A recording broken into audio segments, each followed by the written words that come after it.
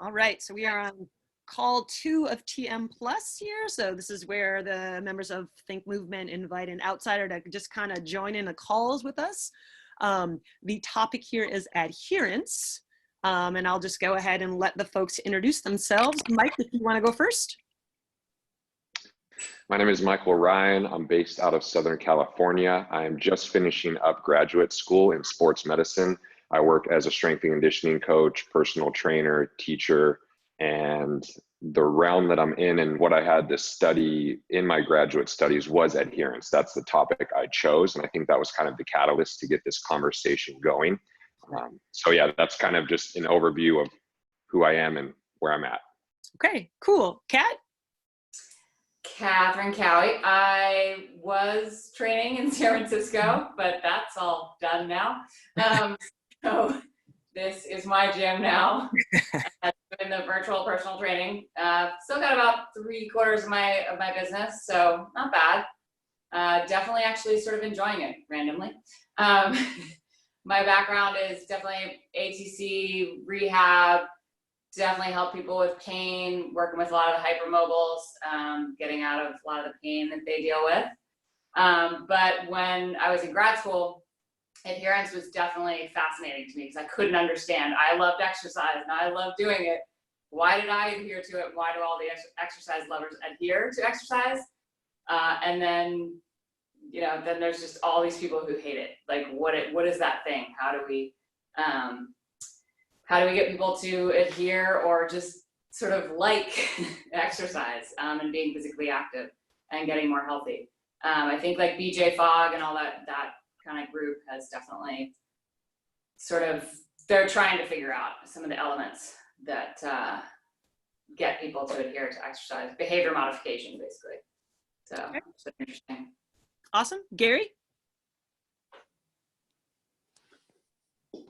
My name's Gary Sato. I have a degree in kinesiology. I worked in rehab for about 8 years under a functional movement specialist, and I'm a movement educator in aquatics and on land, where I help people understand their movement function, understand why their pain is what it is, what their pain is telling them, and how to create movement solutions that restore more ideal movement for the human body. Okay. I'm in Thousand Oaks, California, not teaching aquatics anymore, obviously. That can't be done online, at least not in a safe way. But I am doing a lot of online movement training currently and some in-person socially distanced training as well. Yeah. Awesome. Jen, our plus. Yes. I'm Jenny Linane. I am currently practicing, well, I shouldn't say currently because I have been laid off for the last couple of months, but I work as a PT assistant in the greater Chicagoland area, currently floating for a bigger operation. Goal is to move on to massage therapy school just as a way so that I can work independently. So I'm starting to study shiatsu next month, and I did the psych and social work thing before what I'm currently doing. So adherence kind of falls into some of those studies as well. And my first job as a PTA was more manual therapy focused, and we didn't really do a lot of exercise prescription, which I'm coming around to seeing how critical that can be. And now my aim is to move toward finding more empowering ways of working with people, teaching people to help themselves, and kind of scaling back some of the heavy hands-on treatment. I think that sociology or social work background is going to have quite a bit of interesting spin on the way we look at adherence, because I think all of us, it is about behavior modification. But to bridge that and to think about what the actual definition is of adherence, Mike, I'll swing it back to you. You did all the big research on this. So how did you define, or what did you find as an encompassing definition of adherence? Yeah, so as a starting point, the whole basis of this was that it's irrefutable that physical activity is one of the most, if not the most potent health intervention known. And with that being the case, that's not a secret. Most people understand that there's benefits to physical activity, yet a large majority of the population does not care to engage in physical activity, and it's looked at as a chore almost, right? So that was the basis of me actually diving into this research, was that question of, we know this is really of benefit to us, but why aren't more people on board? And then when I got into the research, the semantics were very important. So a lot of researchers believe or want to use the word adherence because it reflects a therapeutic alliance between the practitioner and the patient, as opposed to the word compliance, which they felt had more unidirectional connotations of just the practitioner telling the patient what to do without that collaboration. So that's the basis of using the word adherence. Okay. And go ahead. And then from there, I think it's good to establish the fact that, especially in this circle, I've gotten some kickback from using the words exercise or fitness or physical activity as opposed to movement, right? And I want to be inclusive. I want more people on board. I don't want to build walls or anything. So when you look into the research, there are a lot of times using the words exercise or physical activity. And no matter what your philosophy is as to why you're doing what you're doing, I think as practitioners, we just want to see more bodies in action. We want to get people moving, right? Like, that's the whole idea. We believe in what we're doing, and we think it's useful to other people. So that's not to say that we're trying to get like everyone on board, but we want people to, we think that what we have can help people, and we'd like to be able to reach people with that, right? So that's kind of like a fundamental basis. No matter what camp you're coming from, we're all kind of wanting to just share our thing with other people, right? Right. So interesting premise, the concept of adherence being basically to the relationship between practitioner and client or student, whoever that is. In that way, then, if let's say that you're training me and or I'm rehabbing with you, and we have established, and while you're with me, I do everything you say. And then, whatever reason, my insurance runs out. I said, hey, I can't do this anymore. Me doing that on my own, now you're saying that can be utilized as compliance because you're no longer involved? I'm not sure I understand the question. What I pulled out of your definition was that the adherence had to specifically do with a practitioner-client relationship. Like, that's why it was adherence, where you said compliance was kind of somebody on their own. Is that correct? Did I hear that correctly? Compliance would be more of the idea that the practitioner is telling the patient what to do without getting any feedback from the patient as to what it is they want. And there's no collaboration going on. As opposed to adherence, they felt like it was more of a teamwork thing. Got it. Okay. So, and I guess piggybacking on that then, so if I don't have a team, if it's just me, and I am asking myself those same questions and trying to get my own feedback, would that still be adherence? I guess we could look at it that way. I think in a lot of the research, it's that this is medical advice that someone's being given, right? Whether that be, hey, you should exercise more, let's give you an exercise prescription, or hey, I'm going to prescribe you this pill, can you take this pill? That's the basis of what most of the research was on. It wasn't. And then there's behavioral models that perhaps could clue someone in as to why they behave the way they do. So that maybe could be more for the individual who's acting on their own, as opposed to whether or not they are going to follow the advice of their practitioner. Okay. And in that practitioner, you're assuming we can also go into a professional, right? A professional says, you need this. Is the same thing like a roofer comes to your house and says, hey, I recommend that you replace these shingles. And that person can be like, sure or no, like making their own decisions based on that recommendation. Right. I'm hoping that we can take it into a broader scope rather than just be thinking medical advice for people who have disease and they're coming into their doctor, right? I'd rather look at what are the foundational premises of human behavior as it relates to health in all these different contexts. Cool. Got it. Gary, let's have you go. Do you have anything to add to that perspective or definition of adherence? I like what it poses as far as recognizing that there is a relationship between the practitioner and patient at that point in time. I have a hard time recognizing like pure compliance as a thing, as a concept, just because it seems rather authoritarian. And in the rehab setting, there's always some aspect of dialogue that occurs between the practitioner and the patient that should shape the modality of exercise prescription, I guess, at this point in time. But I do argue that there needs to be more than just one dog in the fight as it pertains to the scenario that leads to results in the amelioration or the alleviation of whatever that patient is there for in the first place. Okay. Kat, anything to add or? Yeah, I think it was interesting the way they were dealing with the semantics, because compliance, like Gary said, it's like an authoritative, like you need to be compliant to me. Like complying is literally bending to someone's will, right?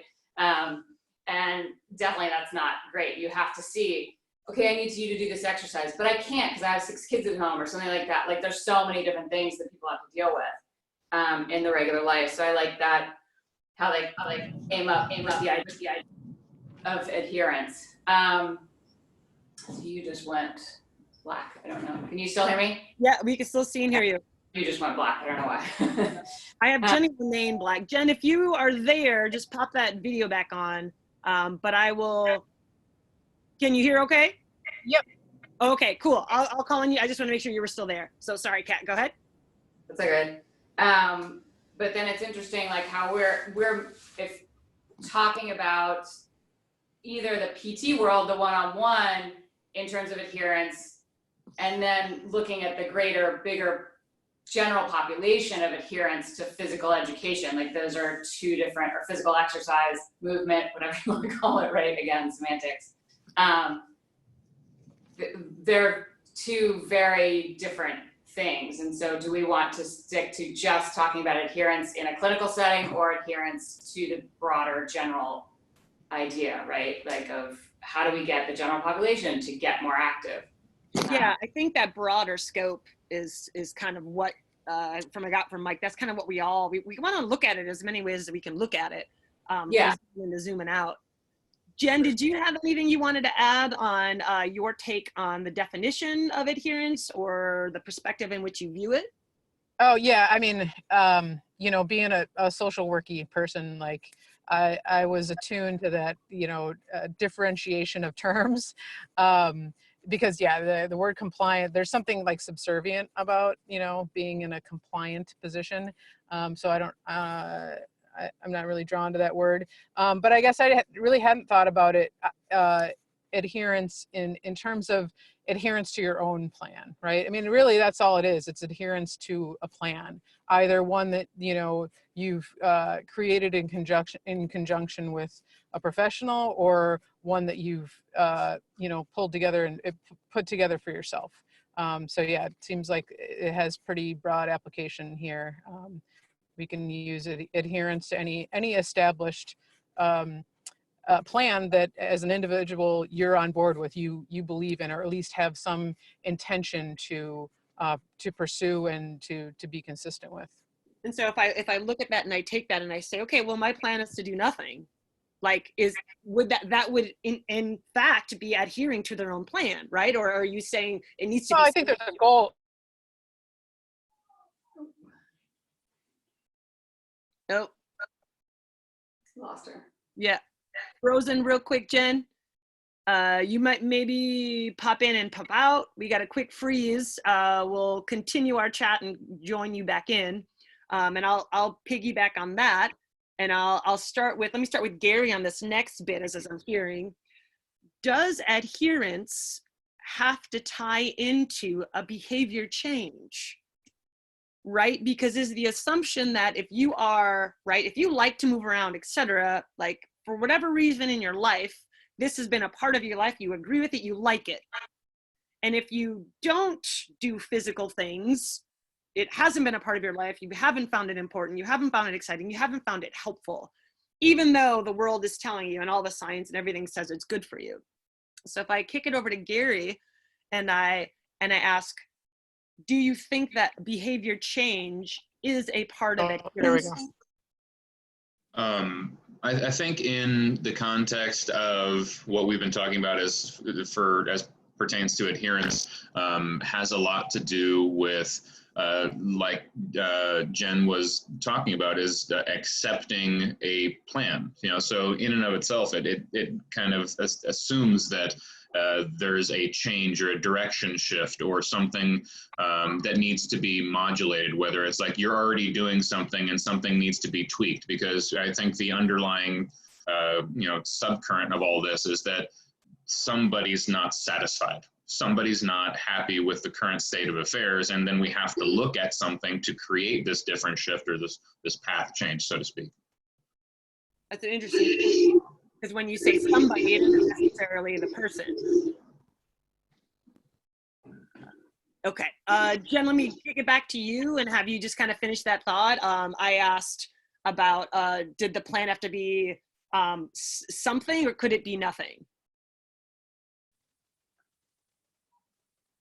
Ooh, Jen, you're still frozen again, I think.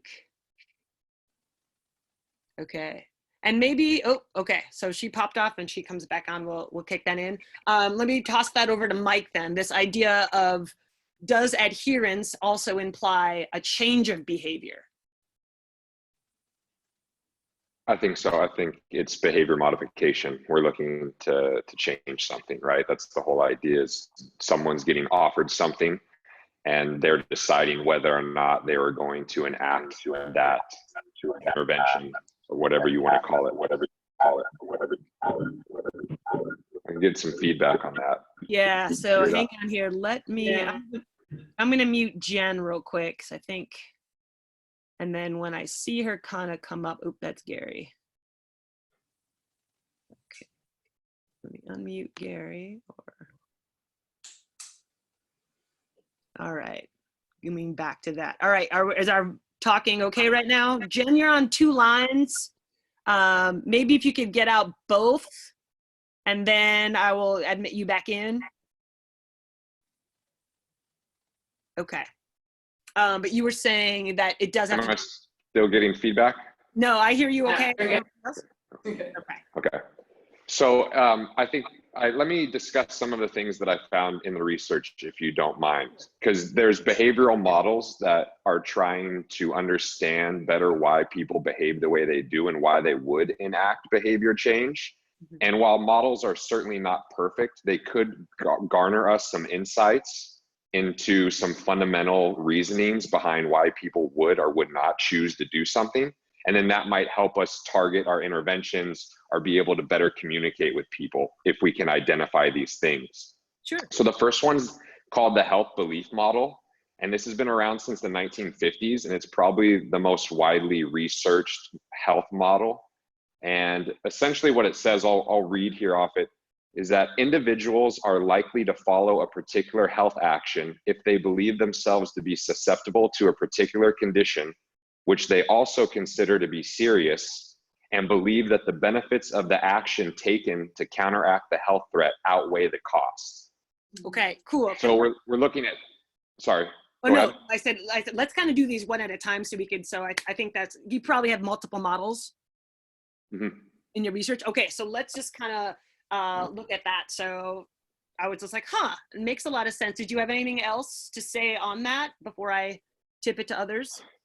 So there's 2 other variables that are commonly included in the health belief model, and they are cues to action and health motivation. So cues to action are like a diverse range of triggers, essentially. to the individual taking action. So for instance, in most contexts in the research, this is for someone who already has a disease or is perhaps trying to quit smoking, right? So that's the context that it's in. So an example would be if someone's smoking and they're getting a painful sensation in their throat every time that they smoke, this could be a trigger that could allow them to perhaps stop smoking, right? Or at least curb their smoking a little bit. And then the other one is external cues to action, which would be like a mass media campaign or your friend giving you advice to do this. And that might be a trigger that would allow you to take action. Gotcha. Okay. So if I pull back a little bit and say, okay, well, why is it that you guys started exercising? If I just quickly give an example, I remember external cue was like play sports. So I could play these sports pretty decent. And then I was on a field of a bunch of people and like people wanted me on their team. The other was I didn't want to get fat. Or once you realize that you're fat, you're like, this is not good. Like I need to do something to, right? And that's when I just started like working out in my room. But if I go one step further, if I looked at my family, like my whole family was obese. So it was this thing to be like, this is normal. Like, this is how much food we eat at a time. And like, this is like, you get these signals of what is healthy, or I guess what is normal. And then you start to peel back and got the external of sports. And then like, oh, like this is not right. Like, I don't want to end up that way. So I need to change. And that was my own. It wasn't like other people in the family saying like, don't end up like us. It was just me being like, I don't want that. So if I kick it over, let me start with Jen this time. So Jen, what was it that kind of got you moving? Oh, hang on, you're on. Can you unmute yourself? I got you now. You're good. Oh, hang on. Let me do it for you.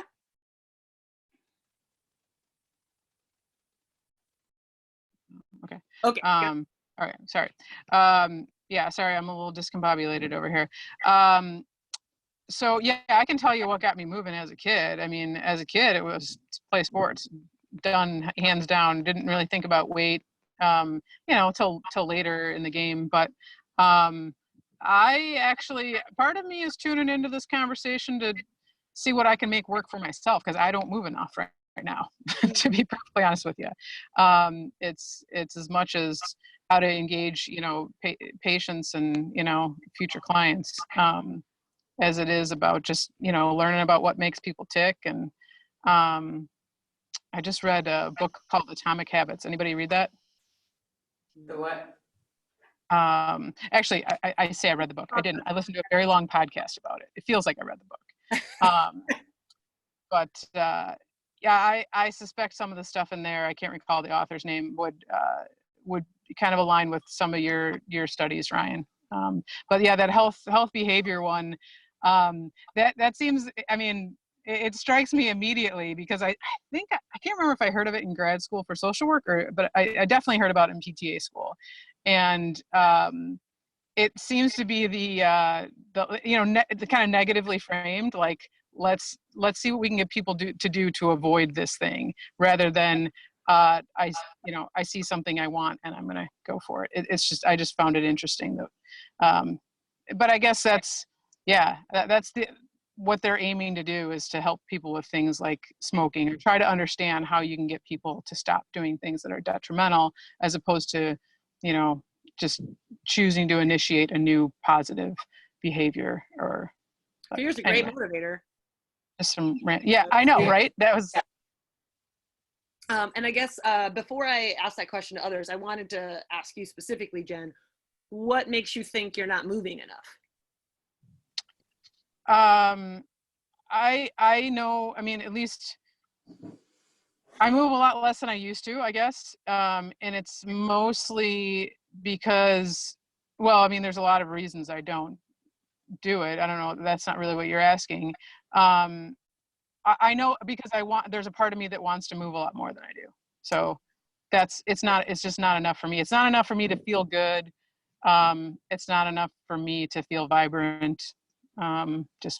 Are you saying it? So, and I really like the way you phrase that. You're not saying it's a comparative to a younger past you. It's, you just literally feel like I need to get more of this. That's your feeling in this present moment. Yeah, it just, something intuitively, innately tells me like, we got to do something about this. Okay. But there's obstacles there, and as there are for anybody that might be trying to figure out how they can adhere to anything. Right, which is probably going to be another thread. Right. Kat, what got you moving from way back? Well, it's interesting. Before I even say like what motivated me, like the thing, like I'm sure Mike's probably going to talk about the fog behavioral model. I don't know if he is that one of the ones that you were going to talk about, Mike? Ooh, share it to us. No, all you. Tell us about it. Okay, because BJ Fogg seems to be the one who's like the ACE and ACSM use. And Duhigg talks about this too in The Power of Habit, Charles Duhigg. Do you know his book? I think I know the book. Yeah. Oh, please share. So they both talk about, it's basically a cue, like how you said, the trigger, the activity, and most important is the reward, right? So all of us, like you can have the avoiding pain, like the health behavior one is sort of like the hedonic theory, I think, as well, if you know that one, which is avoid pain and seek pleasure, right? the hedonic model is basically pretty simplistic. That's kind of what we do. We like, let me go for the nice thing instead of the awful thing.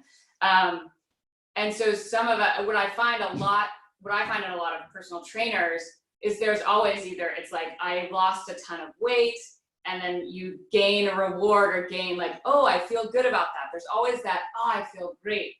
I have a nice endocannabinoid system, so I feel great after running.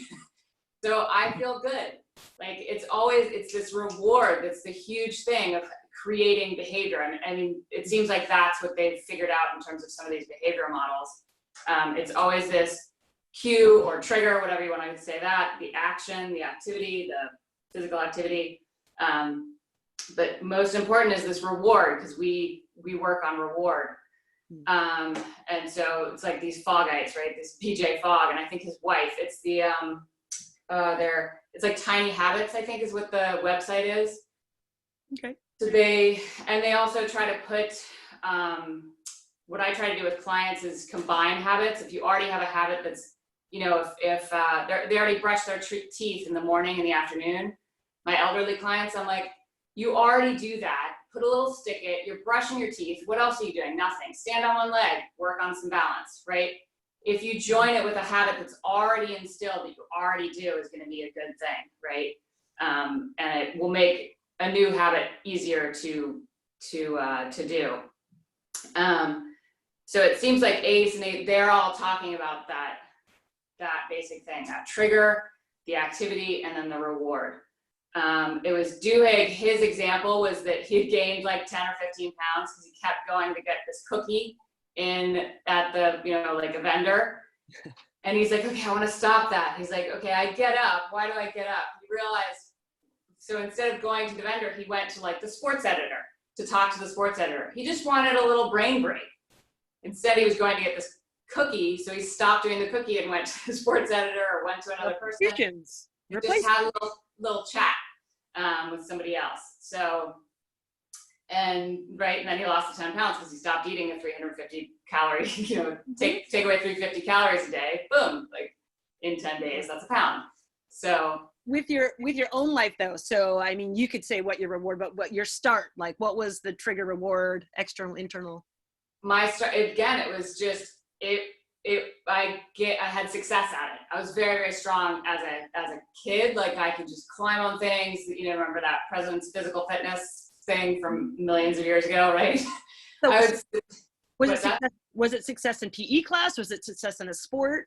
Yeah, success in PE at elementary, and then success when I didn't start doing any competitive until I was in like 7th grade.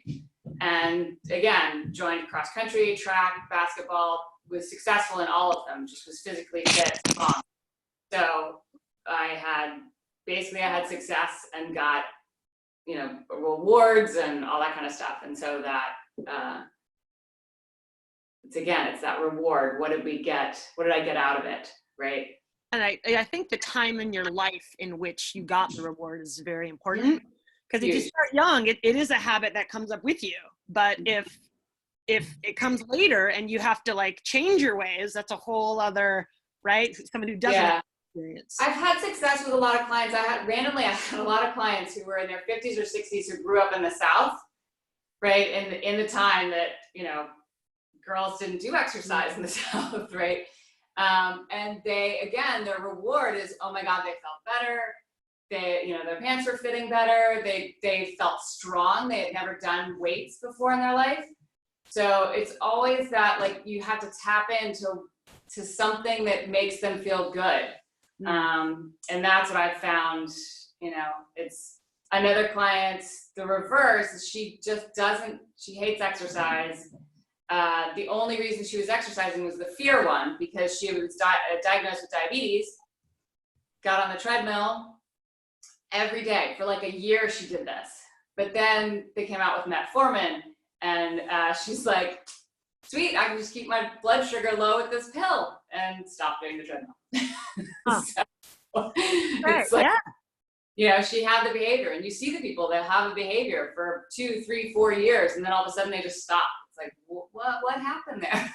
Well, and that, I think that just poses of whether they liked it or not, right? Because the substitution came along. There's I could fix it with doing nothing. Like, that's what they really wanted.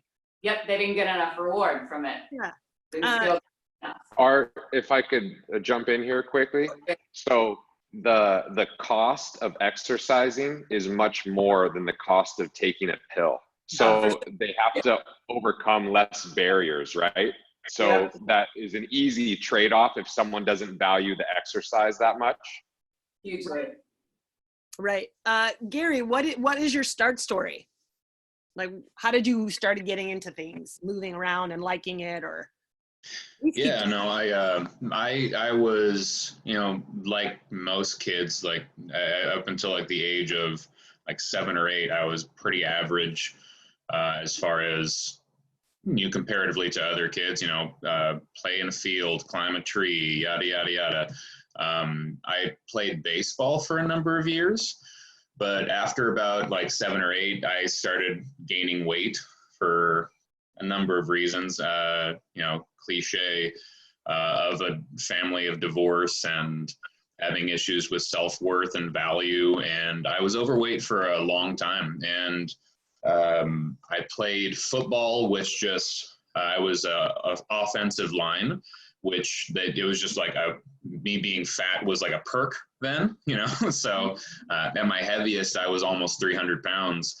And I started into like exercise and fitness, and almost in a punitive fashion, you know, like society tells you that you're not supposed to be overweight. It's not okay if you're overweight. And there are things that point to the fact that if you are heavier, things in your system get harder to do. But the way I approached it was punitive at first, and then I got these like weird social rewards of like, oh, look, he's getting skinny. And then like, just like, but still, it's just like, that's not, it was this weird external value system that I had established that was nothing about my internal. And meanwhile, because my pursuits were punitive, my body was getting slimmer, but I had shit that like hurt like a lot. You know, there are obvious ways for me now where I understand that like, holy shit, what was I thinking? But it took that to kind of start, and then that relationship with food started to settle and kind of ameliorate itself, and I came to a different place about it. And then I found my passion as a movement educator through aquatics, and then I started really tuning into my body more, because through aquatics, it's really, there's not a whole lot of external feedback when you're swimming. It's you and the water. The water is the external feedback at that point in time. But I really kind of came into my body more through aquatics. And then through education, I found a more ideal way to conduct myself. I started developing a better relationship with my body and its capabilities, what it could do, how it could express itself. And that's where I found the more valuable pursuit, because I wasn't seeking anything else that somebody told me was valuable. I was feeling what was going on within me, recognizing my capacity and aiming towards higher degree of efficiency, competency, expression, etc. And that's kind of where I'm at currently. Yeah, I think that internal ownership is huge, right? Once I stopped listening to everybody else, it became less punitive, right? It became less punishment. I completely get. I mean, I remember I moved out to just a quick story. I moved out to Oregon like on my own, and like for holidays, right? So there wasn't anybody around. So you know, I was like, I'm going to do what everybody, like on Thanksgiving, I would go out for a long run, and I hated running. It was horrible in my body, but it was like one of these like Eminem things, like, right? Like you don't got anybody here and this and that. And so like, how do you take control? You do the one thing that nobody else is doing at this time where everybody else is stuffing their face and you have no one to go to. It was like, go back and to like punish that guy. So completely understand you there. Oh, go ahead. Sorry. No, I feel like, you know, in context of what we're saying, that kind of really ties into how these interventions can actually take place. You know, I feel like a lot of people feel like they're in a place where, you know, if they're in physical therapy, they've done something wrong, you know, and they need to be punished for it. And that's where these exercise prescriptions that come in, of these things that they have to do, not like things that they get to do because they're changing their relationship with self. You know, I think that's the weirdest like head trip of all of it, is that, you know, in physical therapy, my experience of it, I became the person that they would go to, like, you know, like slap me on the wrist. I haven't been doing my exercise. I'm like, that's not what this is. You know, I'm trying to show you a path towards a harmonious relationship between you and your body. Because I think the distinction of that is interesting too, because you aren't your body. Like, you're the thing expressing your body. You know, you're the consciousness within. And that's kind of maybe a too big of a digression for some people, but it works for me and it makes sense. Right, and it's that again, the idea of change, in that, you know, you're supposed to do this thing, you don't really want to do it, you're gonna not do it and like see if lightning strikes you, and it doesn't, so you kind of end up being like, oh, like I don't have to do a thing, so you're like, I guess I'm okay. Mike, did you want to toss out another model that we could maybe discuss? Sure.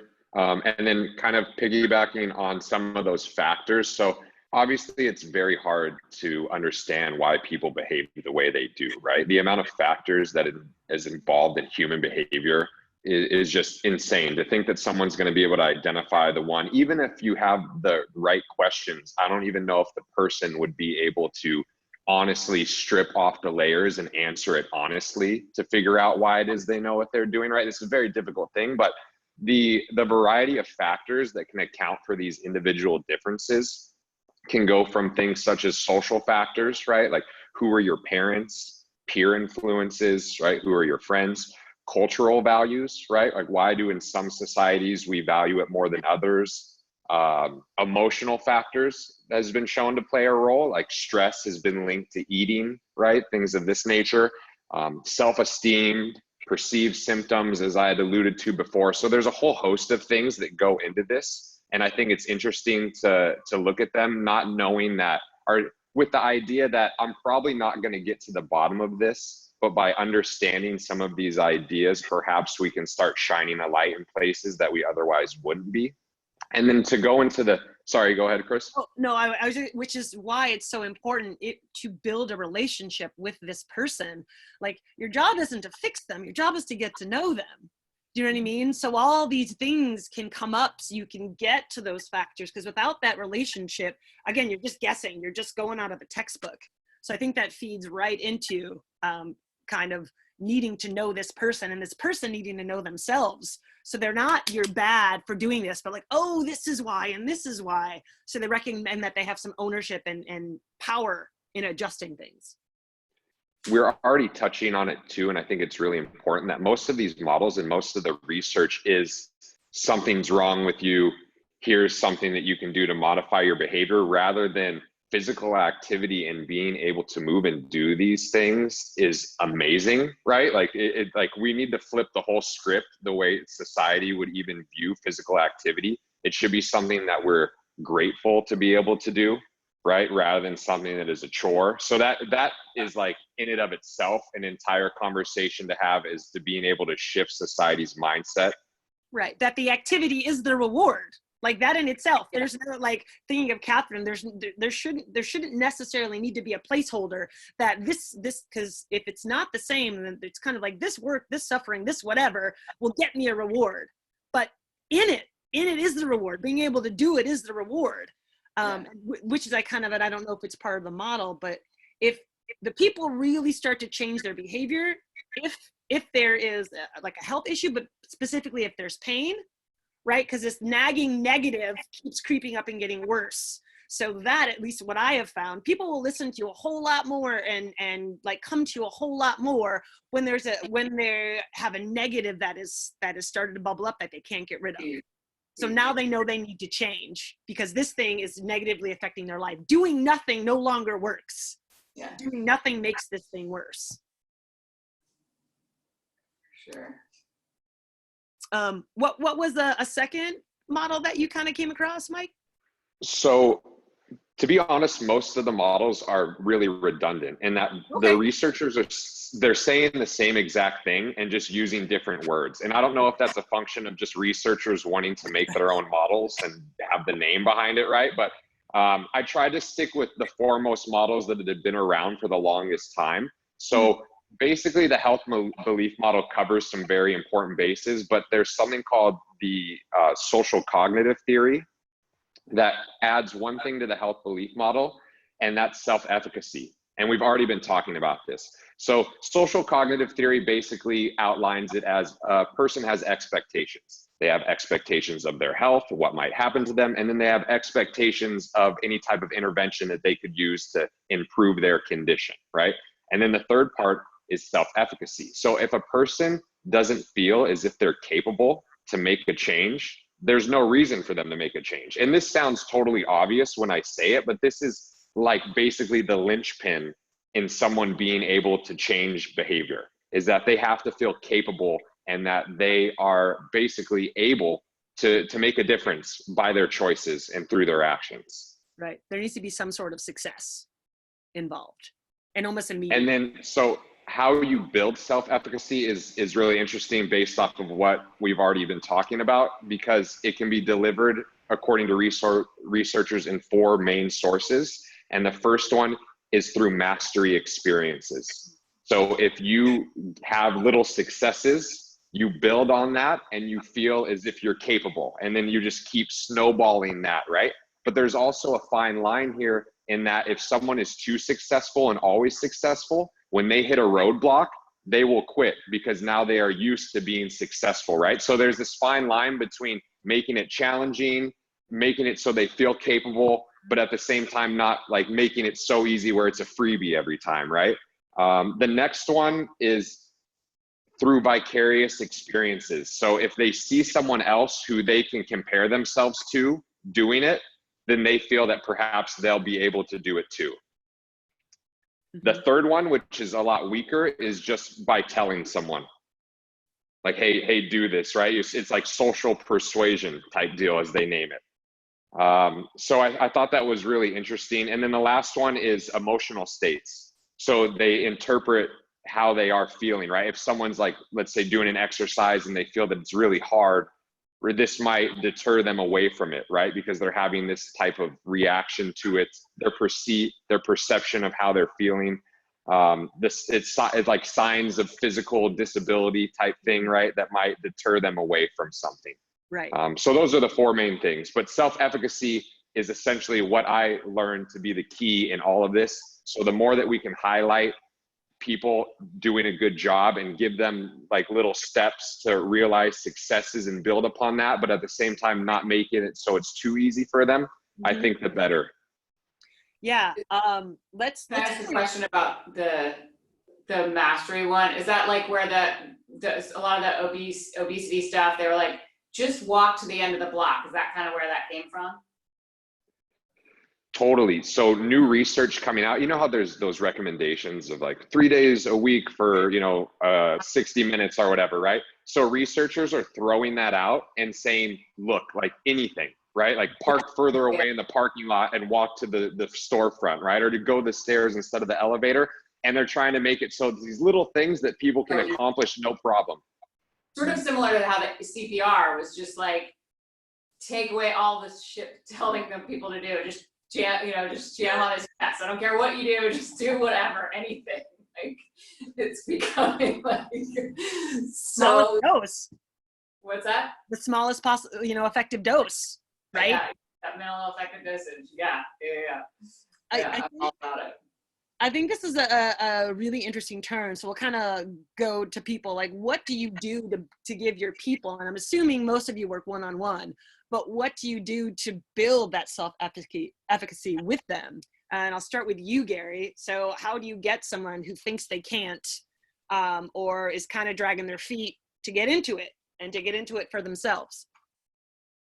I like Ryan was saying, they need to feel like they have something that they can accomplish, but they also need to feel like they have a dog in the fight, like the rationale and the reasoning behind why.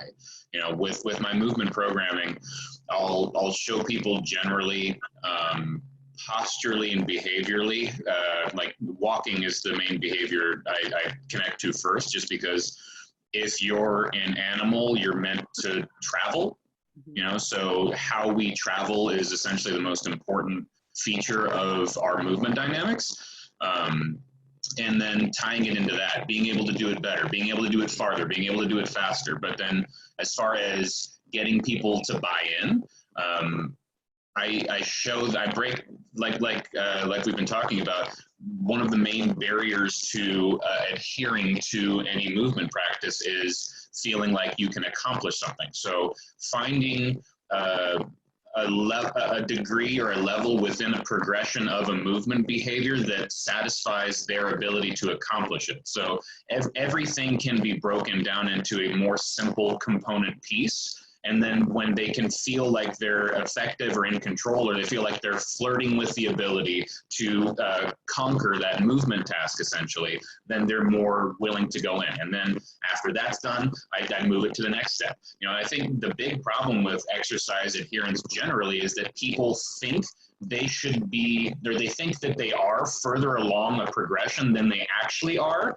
And then when they encounter obstacles in that path, it strikes them in the face, because the place that they think they are isn't where they thought they were, and there's a conflict between their expectation of how things should go and how things actually are going. Mm-hmm. Yeah, I think that's an important point. Similarly, to start with walking, because it's the thing that is the most accessible, it's the thing that people are most willing to do. So to kind of make that an interesting activity to begin with is I feel a sound place to start. Yeah, and the thing that you said as far as like making it an interesting activity, I think people who look at gait and locomotion look at it from a context of like, oh, you just fucking walk, just like, and that's not, every behavior has a more ideal version of that behavior. And we look at all of these movement training like yoga, CrossFit, whatever it is that you participate in. Like, we see training in those realms as being valid, but we don't see gait training as something that's substantial. And more often than not, people who just go for a walk aren't actually present. They're doing something else as they're walking. They're not looking inward. They're not organizing themselves in a degree that has fucking intention. They're not thinking about doing something. Like when we used to walk, like walking wasn't just like, I'm going to go walk the dog, or like I have this path that I walk. It's like, I'm going to walk and look for berries, or I'm going to walk and then maybe something that I can hunt is going to be up here soon, and then maybe I'll walk a little faster because something's chasing after me. I'm weirded out by that. So there's this whole relationship to you as you locomote that is so perverse now by comparison to where we were historically. And that's the expectation piece that Mike put on there, because if my expectation of what fitness looks like is when I'm scrolling through media and I see these super ripped people doing these muscle up flip things and that I need to do that, if that's what I think it is and only is, hell no. Even like, I don't want to do any of that stuff. So I think shifting expectations as to what could be helpful and what steps could be made is a really big piece of it all. Jen, did you have a way that has worked or that you've struggled with in trying to get your people to kind of internalize the worth of what they're doing? Oh, hang on one second. Oh, you're good. You're good. Okay. I used to do a lot more manual therapy. That's just kind of the first clinic I ended up in. That was how they did things. And I was like, oh, this is cool. We're moving stuff around. We're getting people, you know, lowering people's pain. But then over time, I shifted more toward, you know, letting them identify something. Okay, so say, for example, they're having a hard time putting their shoe on, they're having a hard time crossing their leg. Now, initially in my career, I would just go at whatever I thought, you know, I'd do a little further assessment and go at whatever I thought, whether it was correcting their pelvis or soft tissue work or whatever. But then I came to realize that I would, you know, the patient would be better served if I, you know, had them show me, okay, this is what it feels like right now. Then I teach them something, they execute it, and then we revisit that. So it shows, and then I might follow it with manual to, you know, further enhance the treatment, but they see, you know, immediate improvement based on whatever they just did. So it's really about pre-assessment, they do something and then reassess. So they could feel the change. Yep, exactly. And I think when you say manual therapy, this is something I'll piggyback on, and I think we'll be in agreement, is that if people have the choice to get a massage, to lay on a table and get a massage, or to get an exercise, cost them nothing. It's all insurance. They get to choose, right? 95% of people will be like, get me on that table. I want to feel good by literally doing nothing. And it isn't about adherence and this and that. It isn't about like, okay, I know how to make this better for myself. It's the fact that I felt better by doing nothing, right? Like that's what it's a passive version. And there's a time and a place for that, right? Like we all need our chill time. But you know, I think that, and for me, because of what they're coming to me for, I essentially, or the kind of the outfit I'm in right now, it's like I would prefer to give them both, right? To give them an experience of both, you know, both that. Now, as I move into massage therapy, then that, you know, a different venue that may shift a little bit. But it goes back to what you said earlier, like it's about getting to know them. And so over time, you know, those sessions, I anticipate that they'll fluctuate, and that depending on what that person identifies as, you know, what they need the most right now, because you grow with the client, right? That's a good point. I guess like, let's say that you segue into massage therapy and you get really successful at it. Will there be as a massage therapist, will there be a point where you would be like, hey, but you know, we've done all this great stuff, but we really need to cement this with the way you hold and move your body? Oh, like, absolutely. Yeah. Yeah. I will be practicing, you know, I mean, as anybody, any sole proprietor does, I mean, it will be, you know, a hybrid of everything that I have found to be worthwhile on this journey. Right. So, yeah, I mean, for example, like I'm getting really into Eldoa, you're familiar? Yeah. And that's a great way for people. I've been doing it myself and, you know, finding benefit. And that's one of those things where it really does take adherence, or you don't get, like, doing an Eldoa stretch one day, it ain't really going to do anything for you. Right. Doing it every day for a month, it's going to do something for you. Doing it every day for the rest of your life will do something for you, your longevity and your posture over time, you know? Yeah, and it's how do we, you know, with something like that, which should be movement, right? You don't want to stop moving. Like, I'm good, I guess I should stop. Like, how do we make that something that is habitual, is something that they want to do every day, instead of like, I have to do this, right? It should be like, it should be something that becomes automatic, ideally. And yeah. I mean, I guess I could tell you like what's worked for me. Like, because that is something I've gotten good at, you know. Why have I been more adherent with that? Well, I think it's because I know, like, you know, deep within me that it is a, you know, a counter input to living a modern life and being far more sedentary than I want to be. I know it's one thing I can do every day to counteract that. Mm-hmm. You know, and so it's almost like I literally, like, I guess the other thing is I believe in it as an efficacious model, right? I know that I am, you know, lengthening, or believe anyway, that I am lengthening my spine when I do these things. When, you know, I may have just sat in a car for an hour, and so I believe in it. I'm going to do it. Yeah, and that's the kind of bit of it is, as Mike was saying, what does it take to change your beliefs, or the buy-in? People have information, like it's a known thing that people should exercise.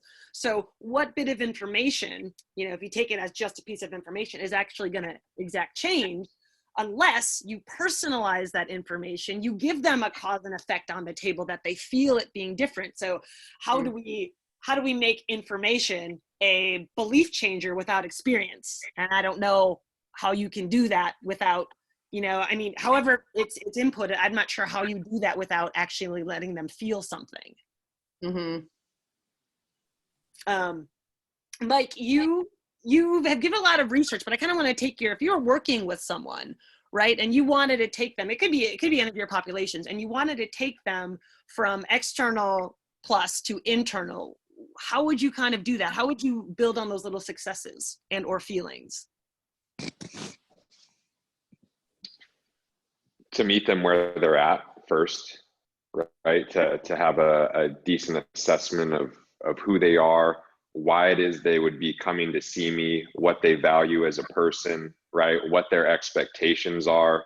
So there's a lot of different variables that would go into it. And then depending on that, try to have their entry point be a place of interest to them that they feel could be of benefit to them. And then try to make it so they are having small successes, and then keep building on those successes and keep them traveling on that road to where they feel like, hey, I've got this, I don't need you anymore, type thing, right? That would be the end goal. Yeah, is there a specific, do you try to get at that internal right away? Is it something that you give a few sessions, or is it all person dependent in your eyes?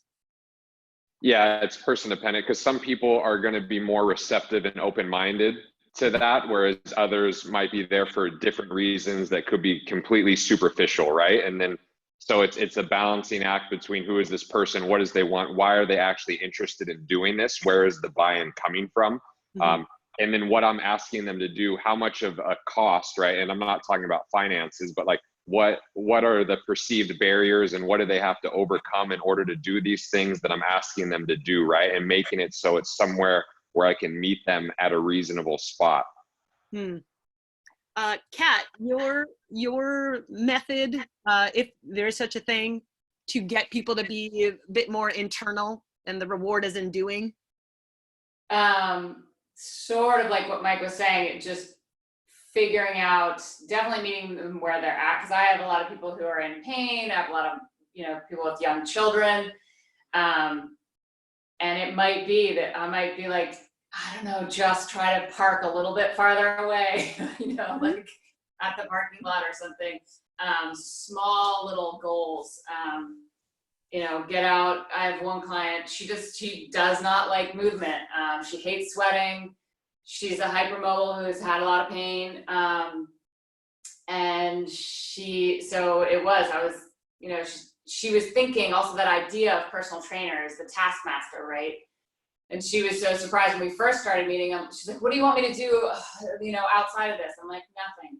One time a week, that's good. Just come in here, be with me, listen, learn. We're gonna do our thing in here. First few weeks, I don't want you doing anything outside of here. Like, she was just like, it just gave her this breather.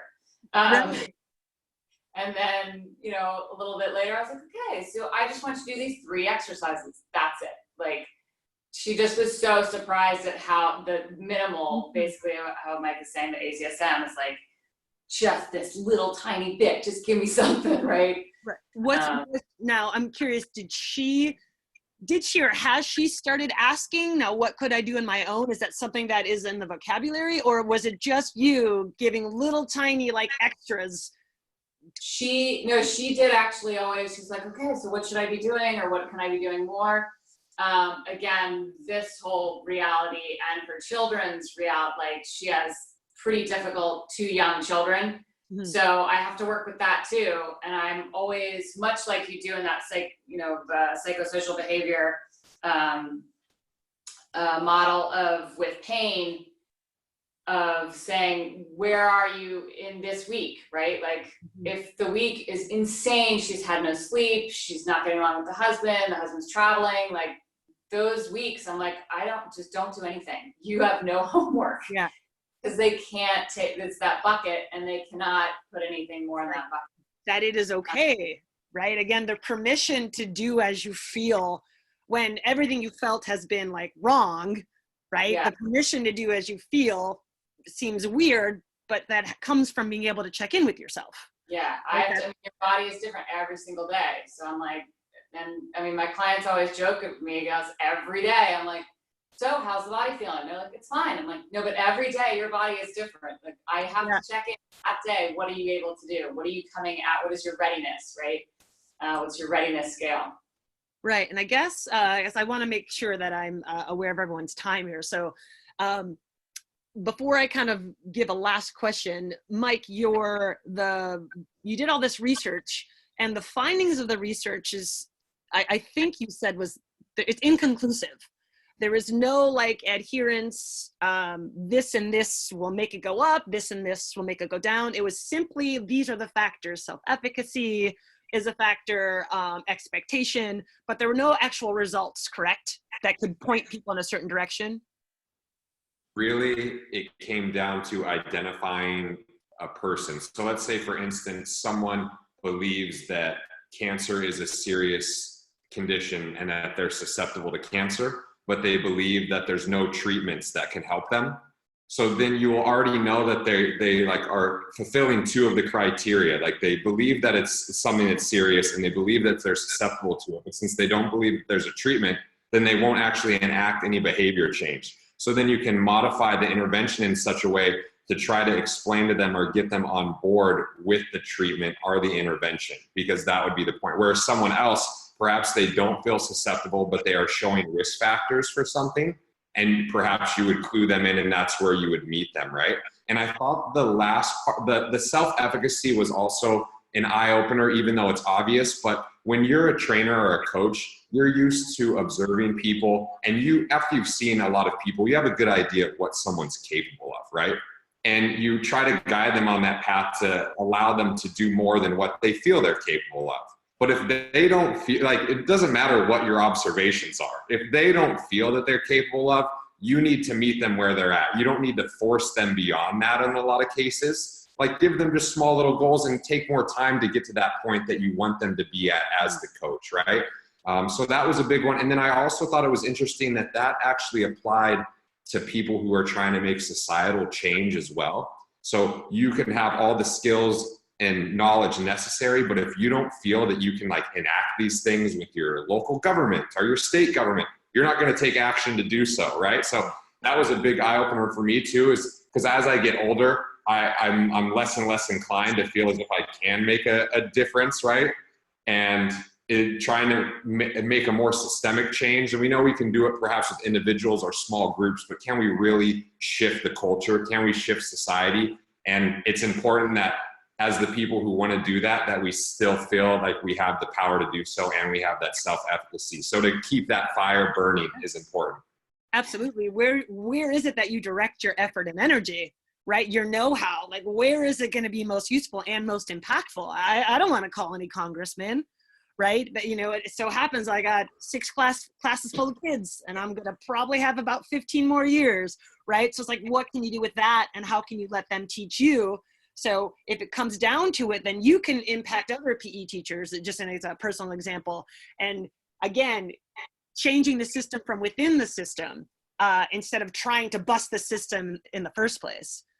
kind of last question I'll give, because I might kind of used off on that, is how do you get, and it might sound so simple, but how do you get to know and to listen to someone? It seems like personalizing things and getting to know the person, because basically, you know, we've been at this before, but what personal training as we're working with a one-on-one is you're listening to a person, you're allowing them to kind of process what they're feeling inside and be heard, so that perhaps they can do it in their head.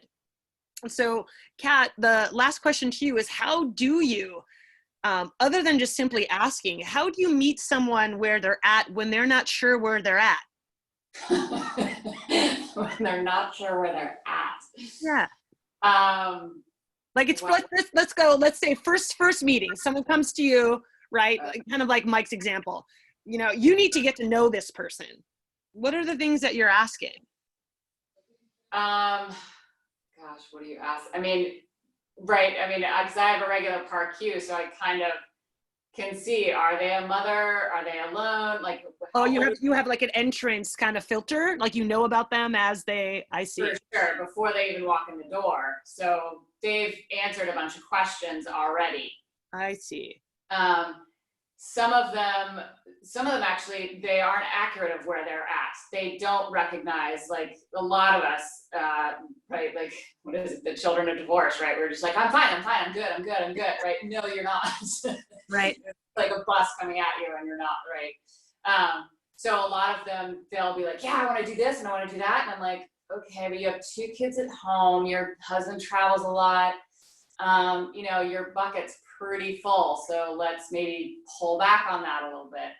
Do you find that difficult for the gung-ho people to give them a reflection of the truth and to be like, let's start a little bit smaller? Is that a difficult conversation to have? Not you, because I can usually say, like, how much hours, I just go straight facts, like, how much hours do you have to, you know, what's going on in their life, and then they fully recognize just, oh yeah, I guess I don't have all that time. So those would be kind of your, what I call like minimizers. Then you have more of your catastrophizers who are like, oh my God, I can't do any of this stuff, or I can't do this. I'm like, yeah, no, we can definitely put some more things in here. You can go for a little bit longer walk. You'll be fine. You'll make it. And give them, any of your pain folks, right? I'm trying to give them data points in their brain of success, right? That whole, the self-efficacy kind of, because I find that hugely effective. If they can go out, do a workout, do maybe one walk outside of here, they're like, oh, I did it and I wasn't in pain and I did okay. They're like, sweet. So all those little data points of success will basically, again, put them on that trajectory. They start the beliefs, like you've given them facts and markers to get them to believe. Yep, for sure. Got it.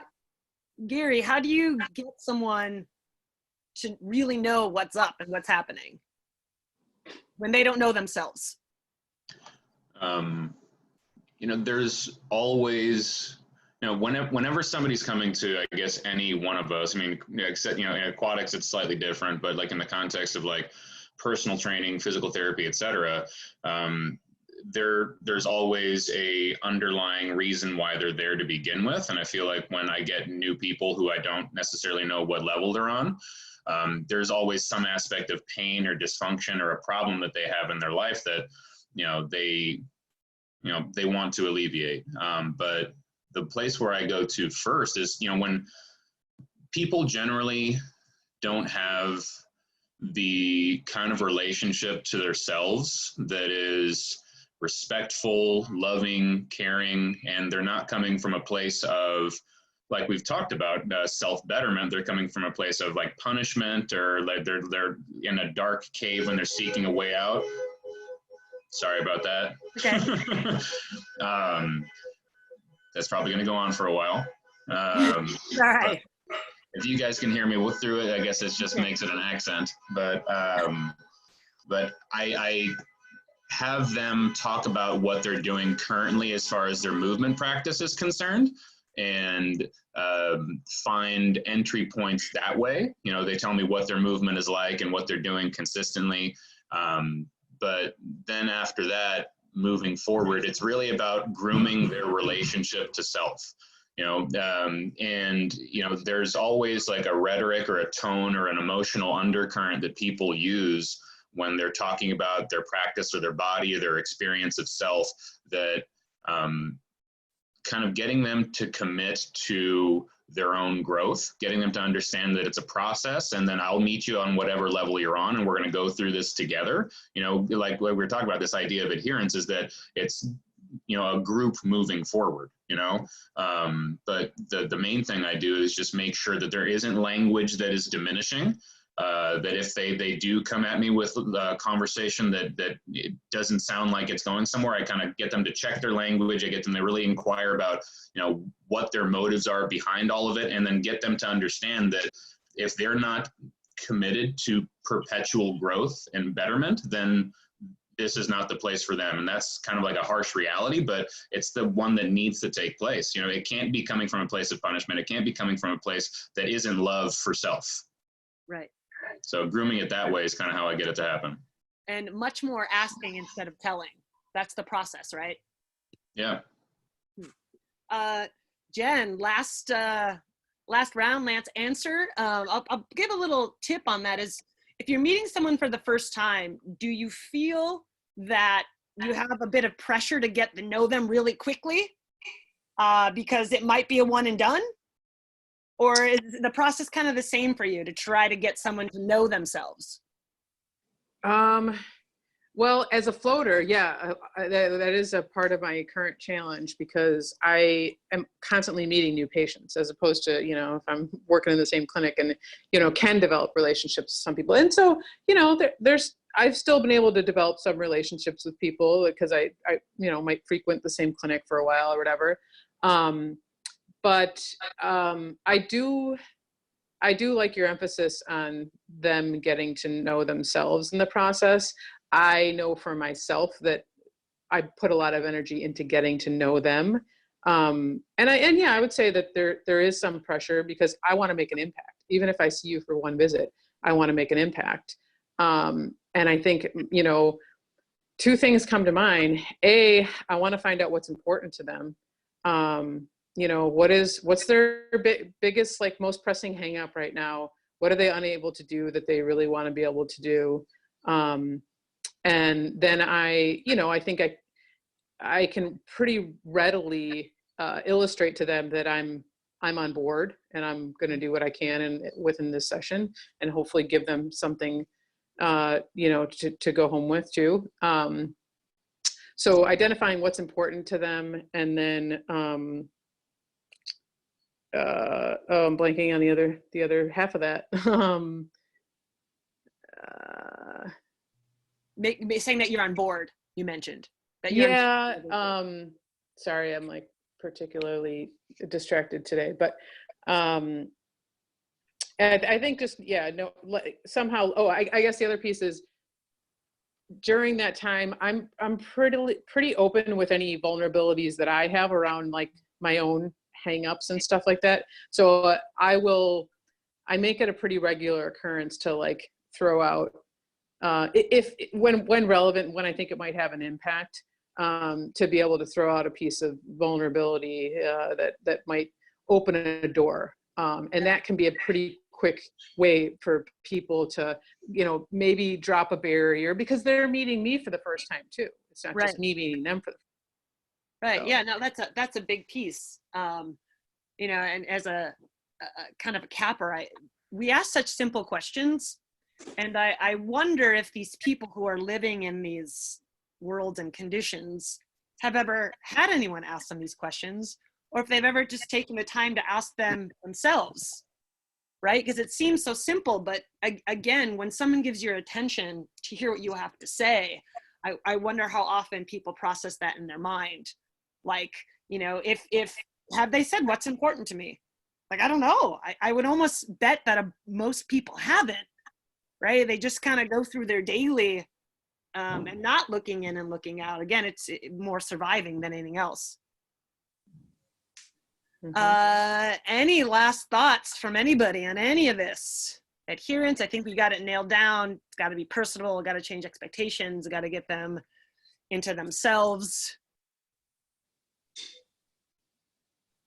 social structural supports are super helpful in the success of any program, like far beyond any individual practitioner and what they can do. So the more you can get a group of people together, whether it's like just a run group, right? And they don't even run, they just meet at the track and like hang out or something. That's been shown to help with behavior change more than you just going out and running by yourself, because the group like meetings actually last and get people bought in beyond just the idea of I need to go for a run. So that's another important component that I don't think that I mentioned that doesn't get used as often in programs because it's very hard to manage something like this. It's a lot easier just to prescribe something like a pill or some type of individual program, just do it by yourself rather than actually organizing a group and a meeting. And so, yeah, I mean, Chris, essentially you are doing this good stuff, already. So thank you. We all are. I appreciate everyone's time today. Thank you so much. This will be up very soon. I'll shoot you guys an email when it is, but always great to chat. Jen, thanks for joining the group. Pleasure to have you. Likewise. All righty. Take care, guys. See everyone. Bye-bye. Thanks, everyone. Bye.